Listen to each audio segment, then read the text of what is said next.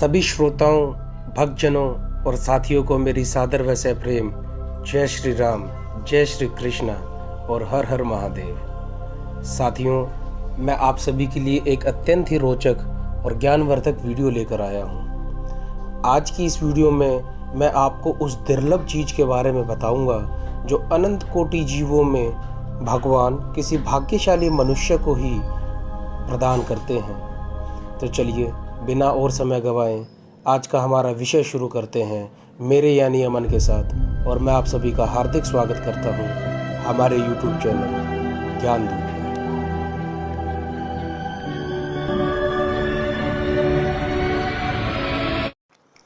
बुद्धिमान पुरुषों को यह समझ रखना चाहिए कि अनंत युगों से भटकते हुए अनंत कोटि जीवों में जो अत्यंत ही भाग्यशाली और मुक्ति के अधिकारी समझे जाने योग्य जीव होते हैं, उन्हीं को ईश्वर यह दुर्लभ और मुक्तिदायक मनुष्य शरीर प्रदान करते हैं। ऐसे दुर्लभ और क्षणभंगुर अनित्य मनुष्य शरीर को पाकर जो जीव शीघ्र से शीघ्र अपनी आत्मा के कल्याण के लिए तत्पर नहीं होता, उसके समान मूर्ख और कोई भी नहीं है।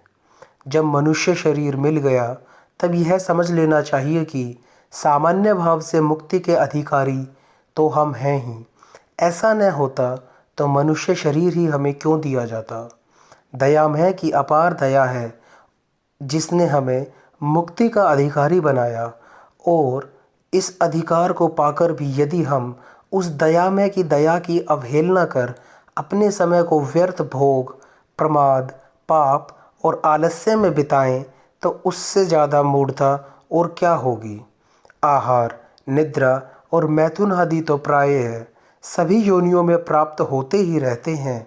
फिर मनुष्य के शरीर को पाकर भी यदि जीव इन्हीं विषयों में अपना जीवन व्यतीत करता रहे, फिर उस मनुष्य और पशु में अंतर ही क्या रह जाता है। ईश्वर की दया के फलस्वरूप दुर्लभ मनुष्य शरीर को और ऐसी मानवीय बुद्धि को पाकर भी यदि हम इन पशु पक्षियों की भांति आहार, निद्रा और मैथुन आदि को ही सर्वोत्तम सुख समझकर इन्हीं में अपना जीवन बिताएं तो वास्तव में हमारा दर्जा इन पशु पक्षियों से भी बहुत नीचा हो जाता है, क्योंकि उन बेचारों में तो इस प्रकार समझने और विचार करने की बुद्धि ही नहीं है। इसलिए वे इतने दोषी नहीं हैं, परंतु मनुष्यत्व के अभिमान को रखने वाला प्राणी यदि उन्हीं की भांति आचरण करता है तो उसके लिए यह अत्यंत ही शोक और लज्जा की बात है। याद रखना चाहिए कि मनुष्य की आयु परिमित है और वह भी बहुत ही कम। अधिक से अधिक वर्तमान समय में 100 वर्ष की आयु मानी गई है, वह भी आजकल 100 पीछे लगभग 5 को भी प्राप्त नहीं होती। इस आयु का कितना अंश तो लड़कपन में ही बीत जाता है। वृद्धावस्था में साधन प्रायः बन ही नहीं पड़ता। जो लोग यह मानते हैं कि हम वृद्धावस्था में साधना कर लेंगे, वे बहुत बड़ी भूल करते हैं। बचा हुआ समय भी अनेक प्रकार के विघ्न और बाधाओं से पूर्ण है। हमारे पूर्व संचित पाप वर्तमान की कुसंगति के कारण विघ्न बाधाएं आती ही रहती हैं। शरीर भी सदा निरोग नहीं रहता। मनुष्य की बुद्धि और उसके विचार भी सदा एक से नहीं रहते।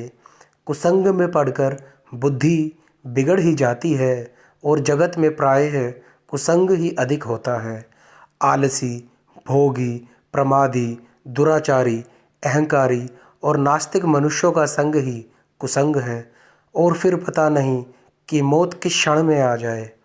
ऐसे घोर विघ्नों से बचकर इतने अल्पकाल में अपने ध्येय की सिद्धि वही बुद्धिमान पुरुष कर सकता है जो सब ओर से मन हटाकर अत्यंत तत्परता के साथ संपूर्ण रूप से ध्येय की सिद्धि के प्रयत्न में ही लग जाए। वास्तविक बुद्धिमान वही है जो ऐसे अमूल्य समय का एक भी क्षण आलस्य और प्रमाद में न बिताकर प्रतिक्षण अपने लक्ष्य पर लगा रहे। मनुष्यों को अपनी इस आयु का एक एक क्षण बड़ी सावधानी के साथ उसी प्रकार परम आवश्यक साधन में लगाना चाहिए जिस प्रकार कोई अत्यंत गरीब और आजीविका से रहित कंजूस मनुष्य अपने थोड़े से परिमित पैसों को अत्यावश्यक कार्य में ही व्यय करता है। समय की अमूल्यता के रहस्य को जानने वाले पुरुष कदापि समय का व्यर्थ व्यय नहीं कर सकते। अतएव हम लोगों को चाहिए कि मृत्यु के समीप पहुँचने और वृद्धावस्था को प्राप्त होने के पहले पहले ही तत्परता से प्रयत्न करके अपने ध्येय की सिद्धि कर लें, नहीं तो पीछे बड़ा भारी पश्चाताप करना पड़ेगा।